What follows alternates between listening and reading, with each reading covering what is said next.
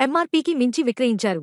CM సహాయ నిధికి 50,000 చొప్పున చెల్లించండి. 2 కేసుల్లో వినియోగదారుల కమిషన్ ఆదేశం. వస్తువుల ఎంఆర్పీ కంటే అధిక ధరకు విక్రయించడంపై అనంతపురం జిల్లా వినియోగదారుల కమిషన్ ఆగ్రహం వ్యక్తం చేసింది.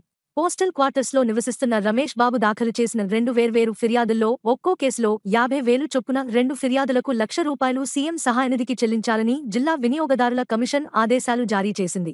రమేష్ బాబు జూన్ 2023 5న ద్విచక్రవాహనం కోసం టర్న్ సిగ్నల్ ల్యాంపును రామచంద్రనగర్లోని ఓ ప్రైవేటు సంస్థలో కొనుగోలు చేశారు. ప్యాక్పై ఎంఆర్పీ ₹143 మాత్రమే అని ఉండగా ₹159 వసూలు చేశారని ఫిర్యాదుదారుడు ఆరోపిస్తూ కమిషన్లో ఫిర్యాదు చేశారు.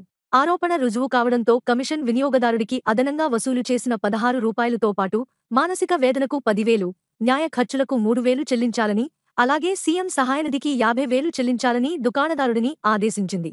మరో ఫిర్యాదులో రామచంద్రనగర్లోని ఓ దుకాణంలో హ్యాండ్ వాష్ను రమేష్ బాబు కొనుగోలు చేశారు. వస్తువులపై ₹60 ఎంఆర్పీ ఉండగా దుకాణదారుడు ₹68కి విక్రయించారు. ఇరువర్గాల వాదనలు పరిశీలించిన అనంతరం అధిక ధరను వసూలు చేసినట్లు రుజువు అయినందున వినియోగదారుడికి మానసిక వేదన కలిగించినందుకు 10,000, న్యాయ ఖర్చులకు 3,000 చెల్లించడంతో పాటు సీఎం సహాయనిధికి 50,000 చెల్లించాలని దుకాణదారుడిని కమిషన్ ఆదేశించింది.